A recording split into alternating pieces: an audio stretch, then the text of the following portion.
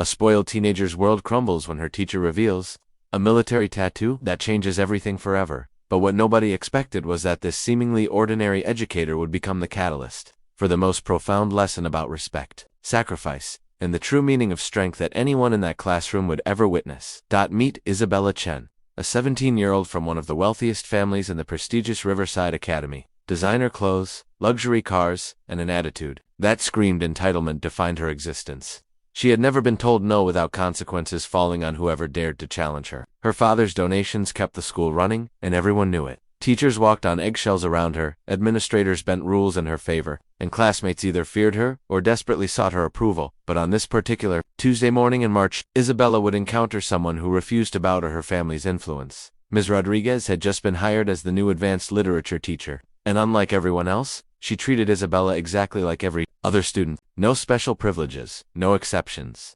Just expectations of respect, effort, and accountability. That the injustice that had shaped Isabella's worldview was about to collide with a truth so powerful it would shatter everything she thought she knew about strength, service, and what it truly means to earn respect. This wasn't just about a rebellious teenager meeting her match. This was about a young woman discovering that real power comes not from money or status, but from courage, sacrifice, and the willingness to stand up for what's right, even when it costs you everything. If you believe that sometimes the most important lessons come from the most unexpected teachers, hit that like button right now. Comment, respect earned if you think this story is going to completely change how you view true strength. Subscribe because what happens next will show you that heroes don't always wear capes. Sometimes they wear the invisible scars of service and the quiet dignity of those who've given everything for others. This story has never been told before, revealed through recently obtained school security footage and exclusive interviews with witnesses who finally agreed to speak. The documents uncovered show a confrontation that started with teenage arrogance and ended with a revelation so powerful it transformed not just one student, but an entire school community.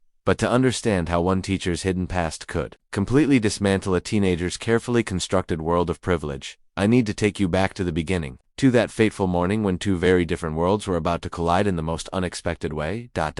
Isabella Chen had never known struggle, and that was precisely her problem. Born into Silicon Valley royalty, her father owned 3 tech companies and her mother sat on the boards of countless charities, more for social status than genuine compassion. At Riverside Academy, where annual tuition exceeded most people's salaries, Isabella reigned supreme as the untouchable princess who could make or break careers with a single phone call home. Her academic record told a story of purchased success. Mediocre grades mysteriously transformed into A's after parent-teacher conferences, disciplinary actions that vanished overnight, and assignments that somehow received full credit, despite obvious plagiarism. The Chinese-American teenager had learned early that money didn't just talk, it screamed so loudly that it drowned out any voice of opposition. But Isabella's armor of privilege masked a deeper wound. Despite her family's wealth, she had always felt the sting of subtle discrimination. Whispered comments about quota students and diversity admissions followed her through the hallways. Even though her family had been in America for generations, she had learned to weaponize her father's financial power as a shield against these microaggressions, turning every slight into an opportunity to demonstrate her untouchable status. Her pattern was predictable: challenge authority, escalate conflict, and watch adults crumble under the threat of her family's influence. Teachers who dared to hold her accountable found themselves transferred to less prestigious positions. Administrators who enforced rules equally discovered their funding mysteriously redirected elsewhere. Isabella had turned institutional racism into her personal advantage, using others' discomfort with confronting a wealthy minority student as her ultimate weapon. The morning that would change everything started like any other. Isabella strutted into advanced literature wearing a designer outfit worth more than most teachers' monthly salaries. Her Hermes bag carelessly tossed onto her desk as she scrolled through her phone, completely ignoring the lesson beginning around her. She had already decided that this new teacher, this Ms. Rodriguez, would learn the same lesson all the others had. Isabella Chen played by different rules, but as she looked up from her screen, something felt different. Ms. Rodriguez wasn't watching her with the nervous deference she'd grown accustomed to. Instead, the teacher's dark eyes held something Isabella had rarely encountered: complete indifference to her status. There was no fear, no accommodation, no special treatment brewing. In that steady gaze, Miss Chen, phones away. "We're discussing Hemingway's portrayal of courage under pressure," Ms. Rodriguez stated calmly, continuing her lesson without missing a beat. Isabella's perfectly manicured fingers tightened around her device. This was the moment where teachers usually added, "unless it's important, or just this once." But Ms. Rodriguez had already moved on, as if Isabella's compliance wasn't even in question. The first crack in Isabella's armor of invincibility had just appeared. though she didn't recognize it yet. What she saw as disrespect was actually something far more dangerous to her carefully constructed world. It was complete and utter indifference to everything she thought made her powerful. Isabella Chen wasn't just spoiled, she was strategically manipulative, having perfected the art of destroying anyone who dared to challenge her authority. Her weapons weren't just daddy's money. They were carefully crafted campaigns of social destruction that had ruined careers and shattered lives with surgical precision. Her first victim had been Mr. Thompson, a beloved history teacher who had dared to give her a C+ on a project about Asian American contributions to society. Isabella had twisted his constructive feedback into accusations of racial bias, claiming he was uncomfortable with her exploring her heritage. Within 2 weeks, Thompson was transferred to a struggling inner-city school, his reputation tarnished by whispered allegations he could never fully shake. Then came Mrs. Peterson, the chemistry teacher who had caught Isabella cheating on a midterm exam. Isabella's response was swift and brutal. She manufactured evidence of the teacher's inappropriate favoritism toward male students, complete with carefully edited audio recordings and manipulated witness statements from her loyal circle of followers. Peterson's 20-year career ended in scandal, and she now worked at a community college 3 states away. Isabella's method was always the same: identify her target's vulnerabilities, exploit societal tensions around race and gender, and weaponize her victim status as both a minority and a teenager. She had learned that adults were terrified of being accused of discrimination, especially against a wealthy Asian American student, whose father's legal team could destroy their lives in court. Her inner circle consisted of 5 other privileged students who served as her eyes, ears, and character witnesses. There was Jennifer Walsh, the senator's daughter, who provided political connections; Marcus Sterling, whose pharmaceutical fortune funded half the school's programs; Amanda Foster, the tech heiress who controlled all social media narratives; David Kim, whose family's real estate empire owned half the teachers' apartment buildings; and Sarah Blackwood, whose mother ran the district's largest law firm. Together, they had created an untouchable ecosystem where teachers lived in constant fear. They documented every interaction, recorded every conversation, and maintained detailed files on every faculty member's personal lives, financial struggles, and career ambitions. Their power wasn't just institutional, it was psychological warfare perfected by teenagers who had learned that money plus manipulation could destroy anyone. But Ms. Rodriguez represented something Isabella had never encountered: a teacher with nothing to lose. No mortgage threatening foreclosure, no aging parents requiring expensive medical care, no career ambitions that could be derailed. The woman seemed to exist in a bubble of complete independence that made Isabella's usual pressure points irrelevant. During the second week of classes, Isabella launched her preliminary assault. She began arriving late, disrupting lessons with deliberately obtuse questions, and staging elaborate emotional breakdowns whenever Ms. Rodriguez attempted to enforce basic classroom expectations. Her loyal followers documented everything, building what they assumed would become evidence of the teacher's discriminatory behavior. "This is textbook harassment of a minority student," Isabella whispered to Jennifer during lunch, her voice carrying just loud enough for nearby tables to hear. "She's clearly uncomfortable with successful Asian students. My father's lawyers are going to have a field day with this." But something strange was happening. Unlike her previous victims, Ms. Rodriguez didn't seem rattled by the escalating campaign. She didn't make defensive comments, didn't seek support from administrators, didn't change her teaching style to accommodate Isabella's disruptions. She simply continued treating Isabella exactly like every other student, with firm expectations and zero tolerance for manipulation. The first sign that Isabella might have finally met her match came during a heated exchange about a failed assignment. As Isabella launched into her practiced routine of tears and accusations, Ms. Rodriguez did something unprecedented. She smiled. The explosion came on a Thursday morning that started like any other, but would end with Isabella Chen launching the most vicious attack of her academic career, one that would backfire in ways she never imagined possible. Isabella had spent the previous night crafting her masterpiece of destruction. She had discovered that Ms. Rodriguez lived alone in a modest apartment, drove a 10-year-old Honda, and had no visible family connections or social media presence. To Isabella, this meant vulnerability, a woman with no support system to defend her when the assault began. The trap was set during advanced literature class, with Isabella's inner circle strategically positioned throughout the room, phones discreetly recording from multiple angles. The lesson was on courage in adversity, focusing on characters who faced impossible odds with dignity. Isabella found the irony delicious. "Miss Chen, I've asked you 3 times to put your phone away and join our discussion," Ms. Rodriguez said, calmly, her voice carrying that same steady authority that had been driving Isabella insane for weeks. This was the moment Isabella had been building toward. She slowly raised her eyes from her screen, letting tears well up as she'd practiced countless times before. "I'm sorry, Ms. Rodriguez, but I'm trying to stay strong right now. My family is going through some really difficult challenges, and sometimes it's hard for me to focus when teachers single me out for being different." The classroom fell silent. Every student recognized the opening move of Isabella's signature game. They'd seen it destroy careers before, and they knew they were witnessing the beginning of the end for another teacher who had dared to treat the untouchable princess like an ordinary student. Bez Rodriguez nodded thoughtfully. I understand that personal challenges can be distracting, Isabella. However, my classroom rules apply equally to every student, regardless of their background or circumstances. If you need accommodation for genuine hardship, we can discuss that privately after class. Isabella's eyes flashed. The teacher wasn't taking the bait. Time to escalate. That's exactly what I'm talking about.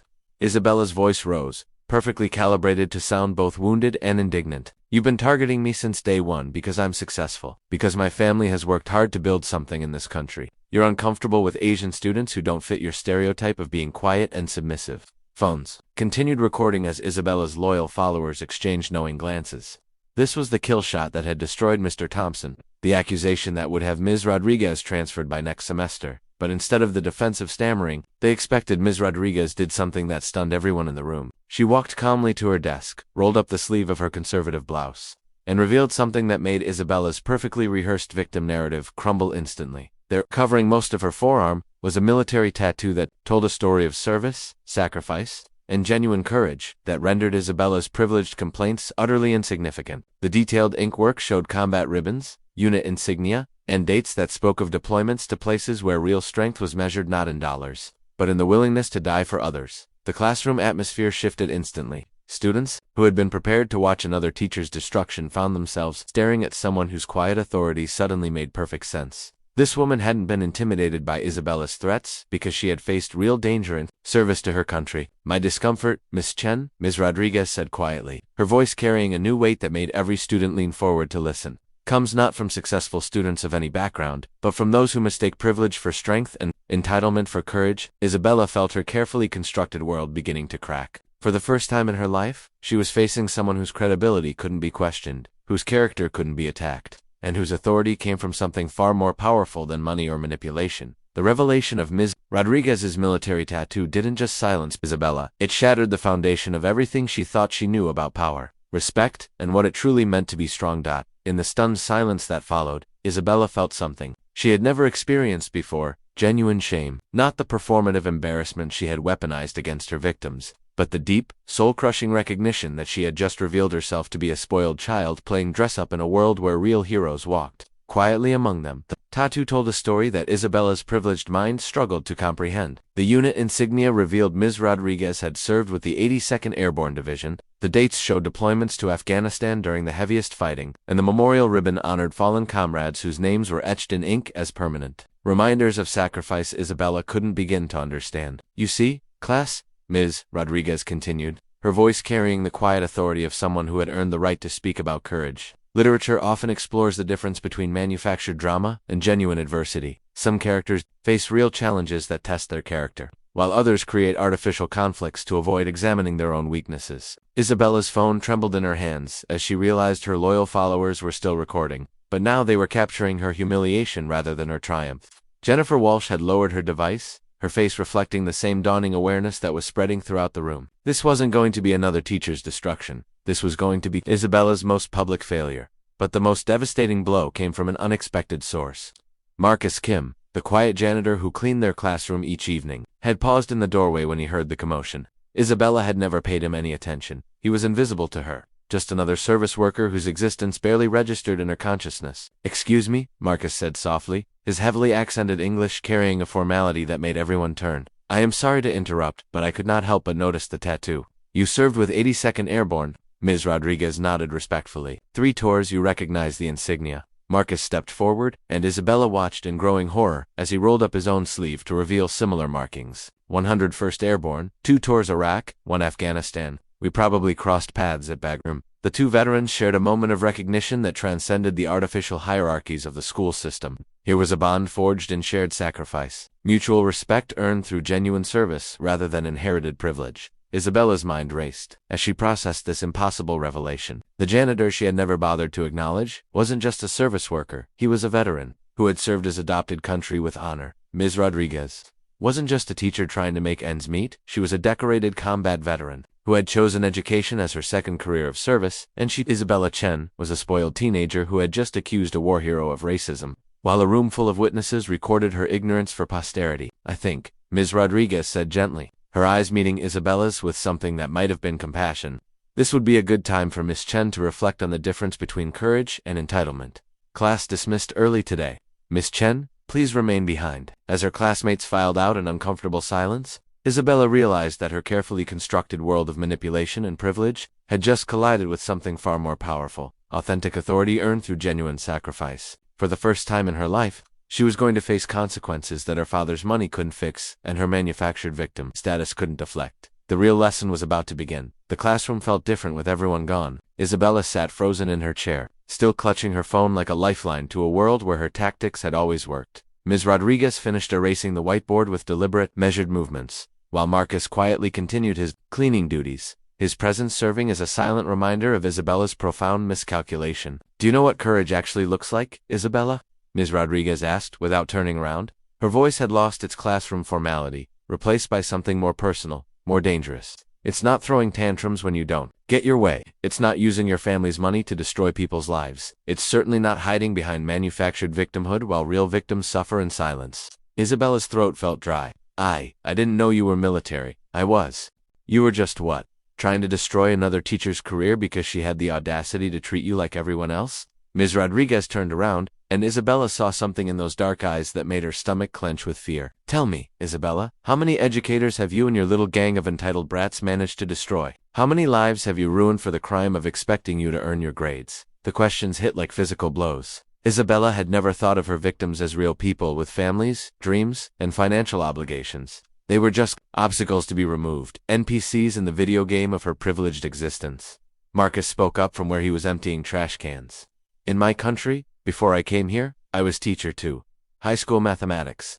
But war came, and I had to choose, stay safe or fight for freedom. He paused, looking directly at Isabella. Here, I clean toilets by day, study for engineering degree by night. My daughter, she is your age. She works 2 jobs to help family, but she never complains, never expects special treatment because life is hard.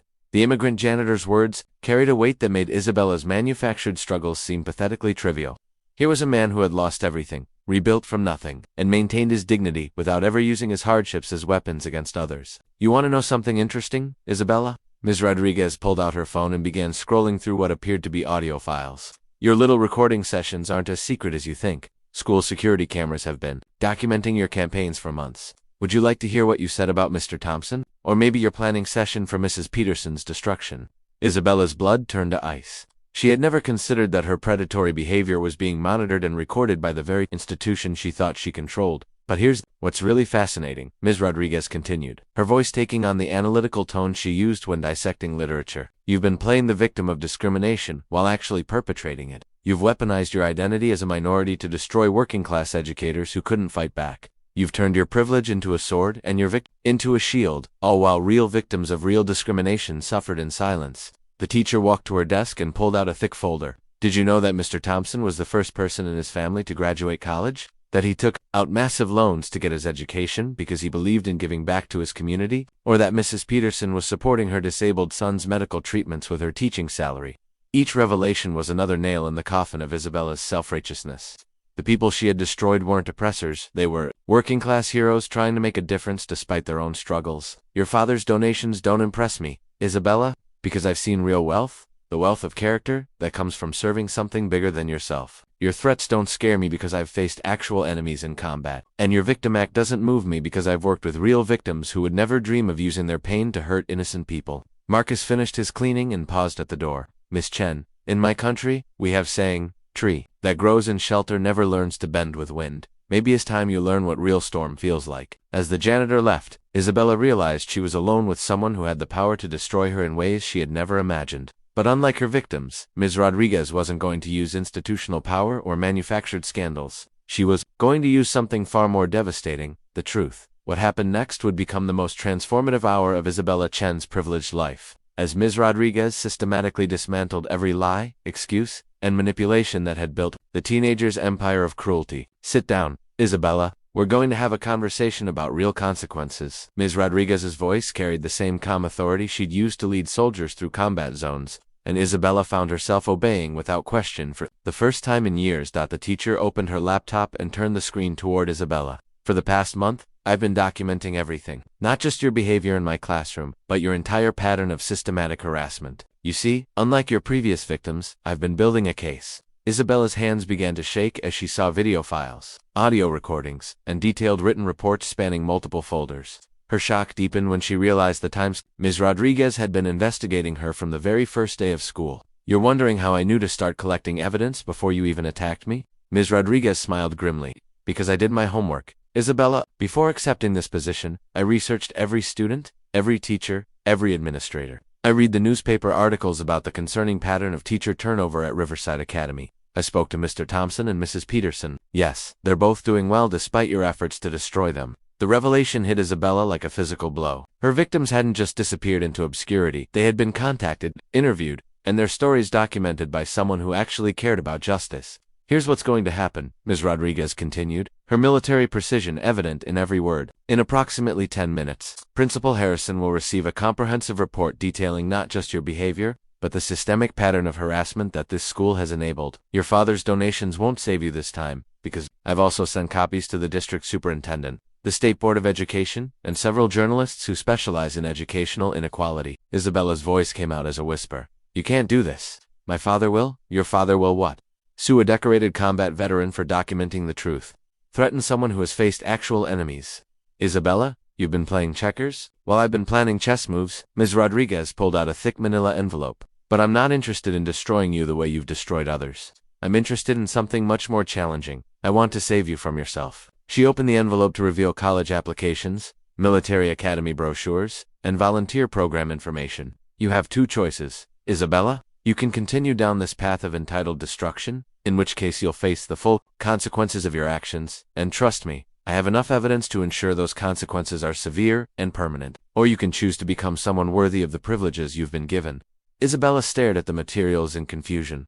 I don't understand. Why would you help me after what I tried to do to you? Because that's what real strength looks like, protecting those who are vulnerable, even when they've tried to hurt you. Because someone needs to break the cycle of privilege and cruelty that you represent, and because I see potential in you that you've never bothered to develop. Ms. Rodriguez leaned forward, her eyes boring into Isabella's soul. You want to know what real courage is? It's admitting when you're wrong. It's facing consequences without hiding behind daddy's money. It's using your privilege to lift others up instead of tearing them down. It's choosing to be better than the worst version of yourself. The teacher stood up and walked to the window, looking out at the manicured campus where Isabella had reigned as an untouchable tyrant. You have until tomorrow morning to decide.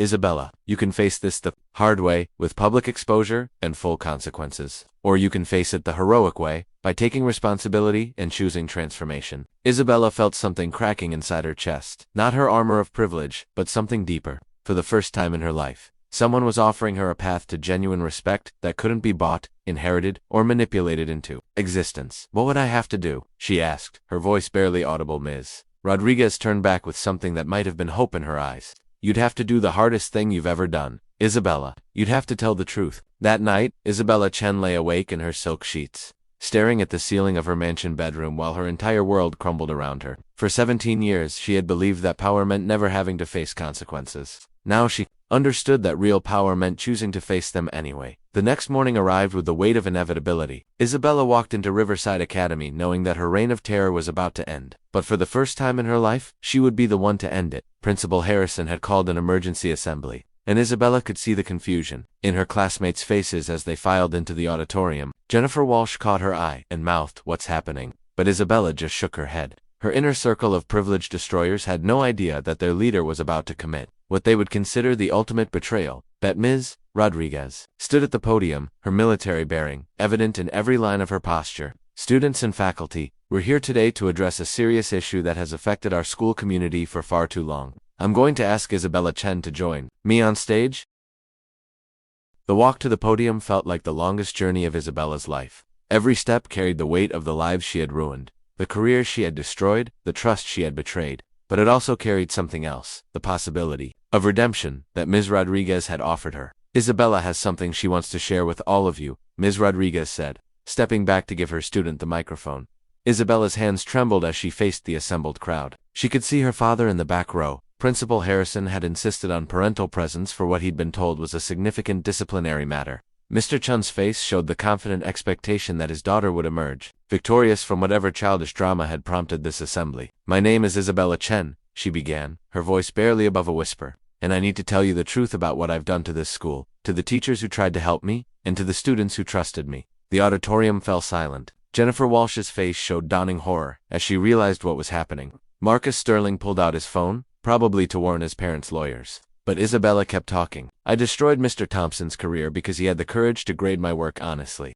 I fabricated evidence against Mrs. Peterson because she caught me cheating. I've used my family's money and my identity as a minority student to hurt people who couldn't fight back. I've turned this school into a place where teachers live in fear and students learn that privilege matters more than character." Her father stood up in the back row, his face flushed with rage and disbelief. "Isabella, stop talking right now. We're leaving." But Isabella didn't stop. For the first time in her life, she defied her father's orders. "I won't stop, Dad, because someone finally taught me the difference between being powerful and being strong." She turned to look at Ms. Rodriguez, drawing strength from the quiet approval in her teacher's eyes. Ms. Rodriguez is a combat veteran who served 3 tours in Afghanistan. She's someone who actually understands courage, sacrifice, and what it means to fight for something bigger than yourself. And instead of destroying me the way I've destroyed others, she gave me a choice to be better. The confession continued. For 20 minutes, Isabella detailed every campaign of harassment, every manufactured crisis, every life she had damaged in her quest to remain untouchable. She named names, provided dates, and took full responsibility for the systematic pattern of abuse that had poisoned their school environment. When she finished, the auditorium was silent except for the sound of Jennifer Walsh crying. Marcus Sterling had his head in his hands. Amanda Foster was staring at Isabella like she'd never seen her before.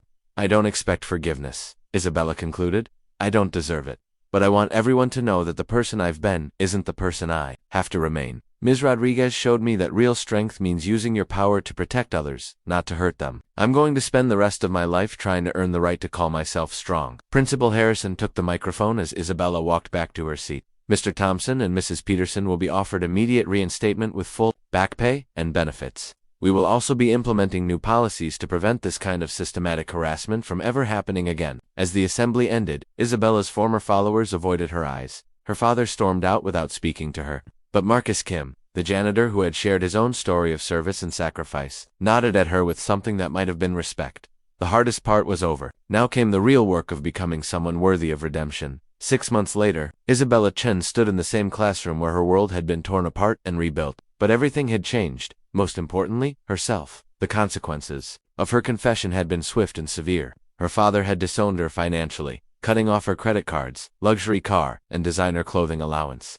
The family's lawyers had tried to minimize the damage, but Isabella had refused their help, insisting on facing the full weight of her actions. Her former inner circle had scattered like leaves in a hurricane. Jennifer Walsh transferred to boarding school in Switzerland. Marcus Sterling's family moved to avoid the scandal, and the others simply pretended they had never been part of Isabella's reign of terror. But the most profound consequence wasn't external, it was the complete transformation of who Isabella had chosen to become. She now worked 20 hours a week at a local community center, tutoring underprivileged children whose struggles made her former complaints seem laughably trivial. Her supervisor was Maria Santos, a single mother who had dropped out of high school to support her family but was now pursuing her GED while working 3 jobs. Maria had initially been skeptical of the rich girl doing community service, but Isabella's genuine commitment had slowly earned her respect.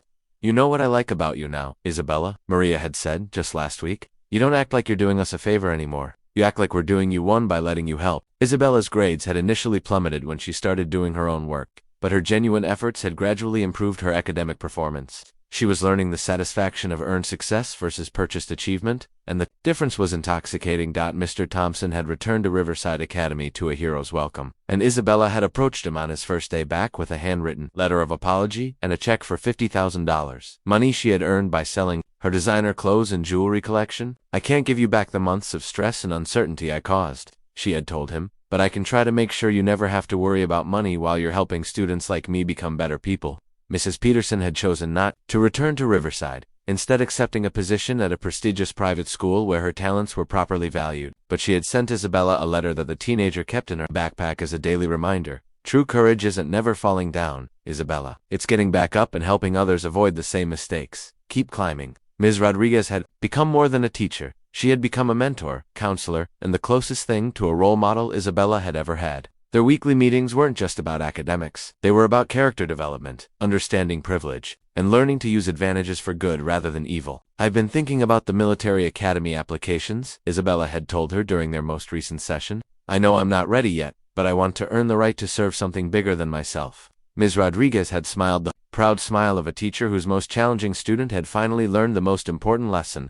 Service isn't about being ready, Isabella. It's about being willing to grow into someone who can handle the responsibility. The transformation wasn't just personal, it was institutional. Isabella's confession had sparked a complete overhaul of Riverside Academy's policies. New oversight committees included parent representatives from all economic backgrounds, anonymous reporting systems protected students and teachers alike, and regular diversity training addressed the systemic issues that had allowed Isabella's harassment to flourish. Marcus Kim had been promoted to head of facilities management, his engineering degree finally recognized and valued. During the promotion ceremony, he had found Isabella in the hallway and said simply, "You did good thing, Miss Chen. Takes real courage to tear down empire you built with your own hands." But perhaps the most meaningful consequence was the letter Isabella received from a current student named Ashley Rodriguez, no relation to her teacher, but a scholarship student from the inner city who had been terrified of speaking up when she faced discrimination from wealthy classmates. "Dear Isabella," the letter read, "I heard about what you did, and it gave me courage to report the students who were bullying me for being poor.